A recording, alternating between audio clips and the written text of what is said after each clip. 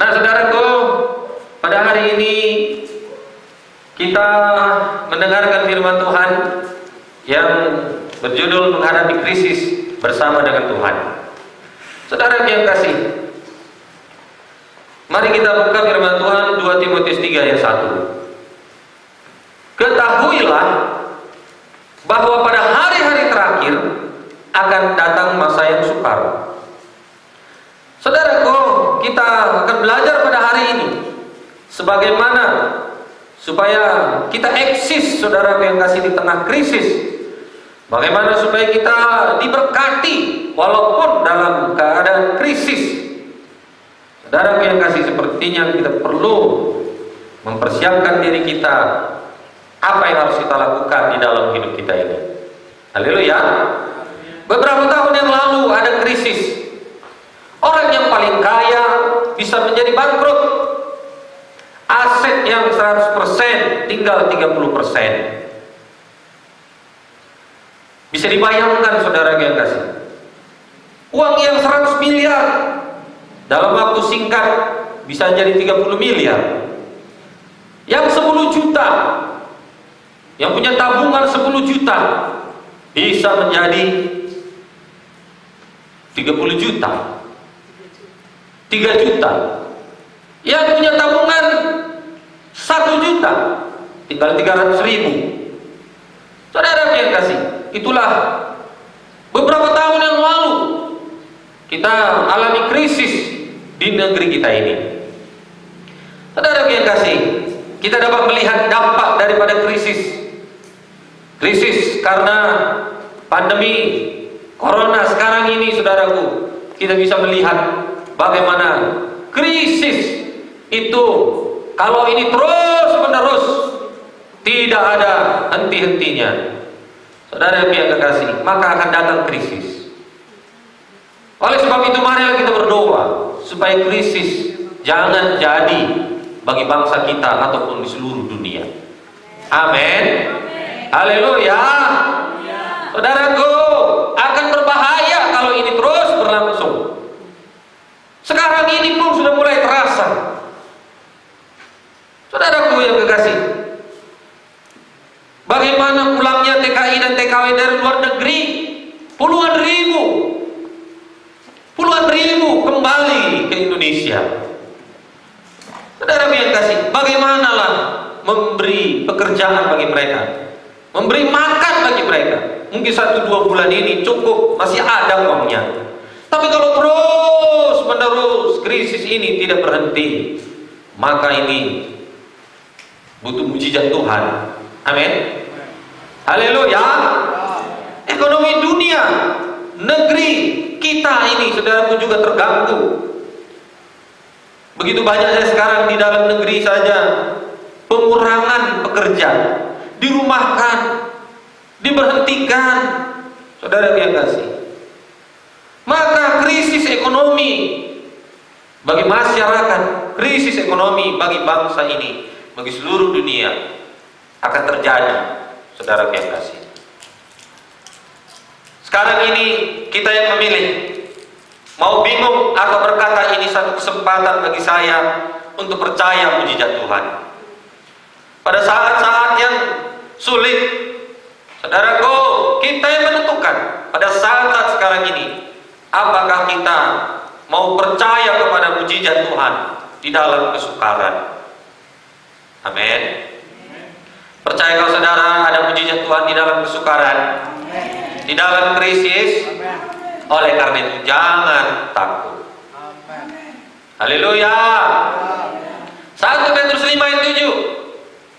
Serahkanlah segala kekhawatiranmu kepadanya, sebab Ia yang memelihara kamu. Satu orang bilang amin. Amin. Bagaimana yang di rumah? Amin. Saudara yang kasih, 1 Petrus 5 ayat 7, saya ulangi.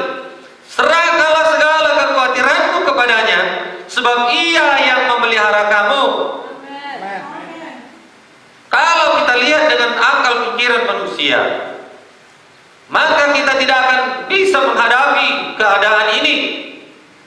Tapi setiap orang kepada Tuhan, maka saudara yang kasih, ada pemeliharaan Tuhan. Amin. Apa yang terjadi sesungguhnya, saudaraku? Hagai 2 ayat 6. Inilah yang sesungguhnya terjadi harusnya bagi kita. Sesuai dengan janji yang telah kuikat dengan kamu pada waktu kamu keluar dari Mesir, dan Rohku tetap tinggal di tengah-tengah kamu. Jangan takut. Akan datang masa yang sukar, tetapi jangan takut. Itulah yang harusnya jadi bagi kita. Apakah itu, saudaraku? Dikatakan Rohku tetap tinggal di tengah-tengah kamu. Tuhan Yesus tidak pernah meninggalkan kita.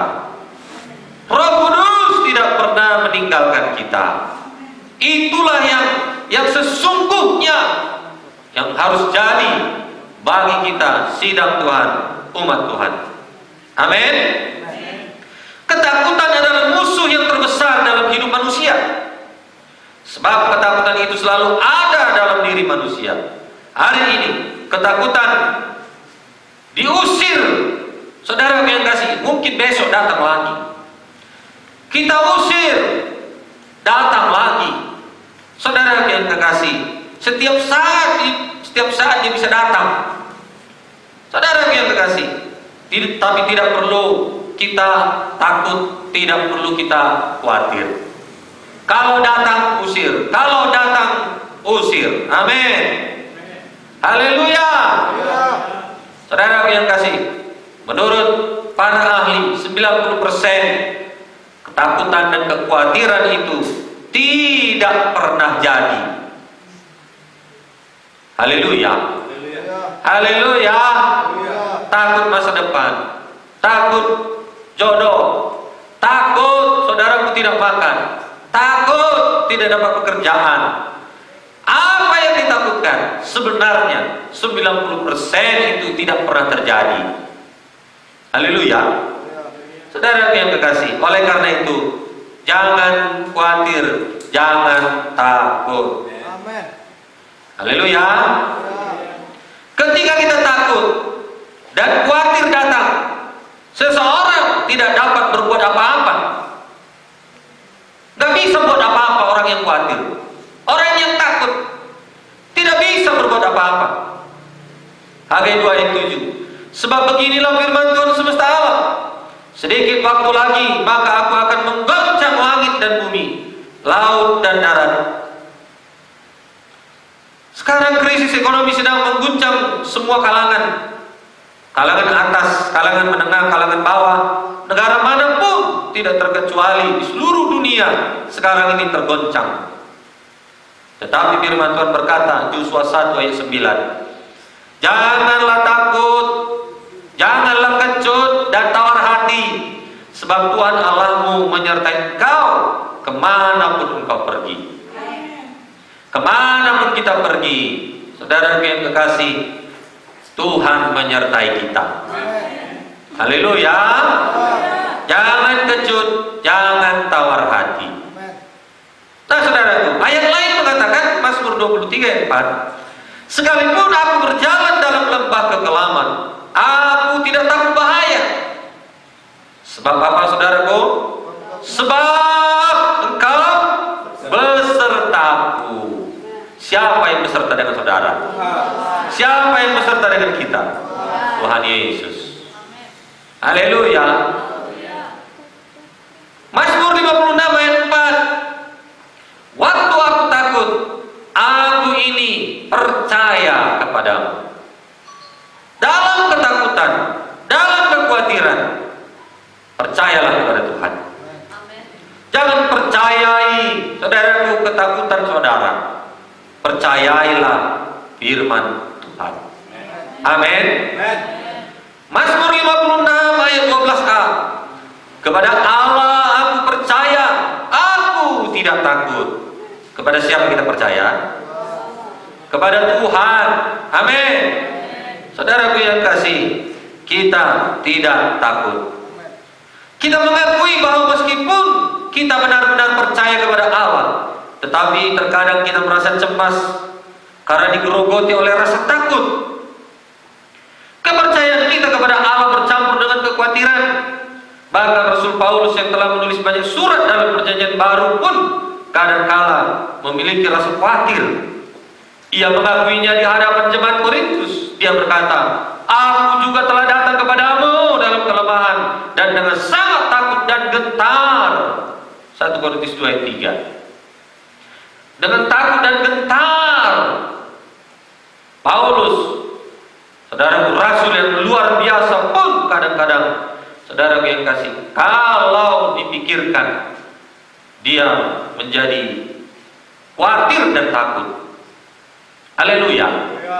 Saudara yang kekasih, dengan mempercayai kesetiaan Tuhan, ketakutan kita akan sirna. Dengan apa? Mempercayai kesetiaan Tuhan. Tuhan setia kepada kita.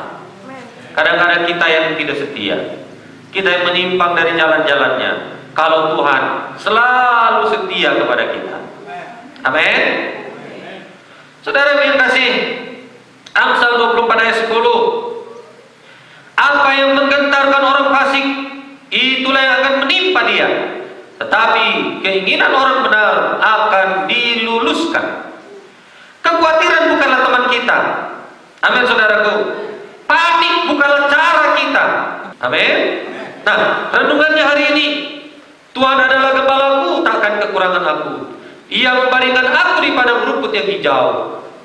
Menjadi pokok doa kita tiap hari. Kita semua bergantung sepenuhnya kepada Tuhan. Kiranya Tuhan selalu menyertai kita dan Tuhan memberi hikmat dalam setiap usaha kita.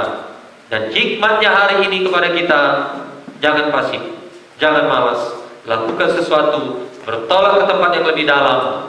Maka sekalipun krisis itu datang, kita tidak mengalami krisis. Bersama dengan Tuhan kita melewatinya dengan lebih baik. Haleluya. Mari kita bangkit berdiri.